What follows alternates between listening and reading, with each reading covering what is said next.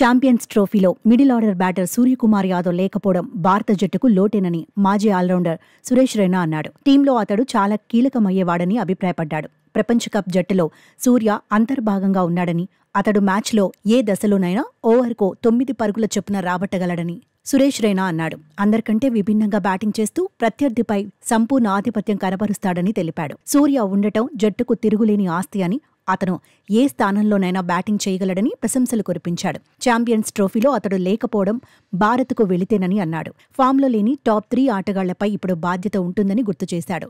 ఆస్ట్రేలియాలో పేసర్ మహమ్మద్ సిరాజ్ భిన్నమైన ఫామ్లో ఉన్నాడని, ఫిబ్రవరి 12 వరకు జట్టులో మార్పులు చేసుకోవచ్చని సూచించాడు. బూమ్రా పూర్తి ఫిట్నెస్తో లేకపోతే సిరాజ్ జట్టులోకి రావచ్చని పేర్కొన్నాడు. శుభ్మన్ గిల్కు సరైన సమయంలో వైస్ కెప్టెన్సీ లభించిందని, భారత క్రికెట్లో తర్వాతి సూపర్ స్టార్ అతనే అని రైనా వెల్లడించాడు.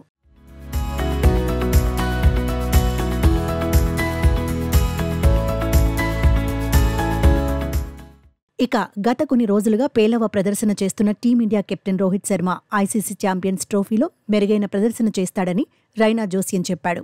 2019 ప్రపంచ కప్ ఆట తీరును రోహిత్ శర్మ పునరావృతం చేస్తాడని అన్నాడు.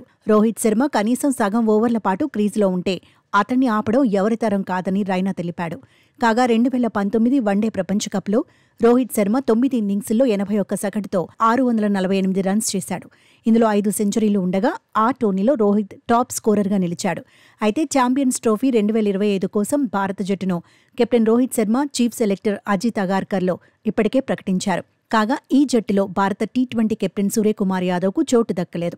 ఈ క్రమంలోనే జట్టులో సూర్యకుమార్ యాదవ్ లేకపోవడం భారత జట్టుకు లోటేనని సురేష్ రైనా అభిప్రాయపడ్డాడు. ఇక ఛాంపియన్స్ ట్రోఫీలో భారత్ ఫిబ్రవరి 20న బంగ్లాదేశ్తో తొలి మ్యాచ్ ఆడనుంది. ఫిబ్రవరి 23న పాకిస్తాన్తో, మార్చి 2న న్యూజిలాండ్తో తలపడనుంది. ఈ మ్యాచ్లన్నీ దుబాయ్ వేదికగా జరగనున్నాయి.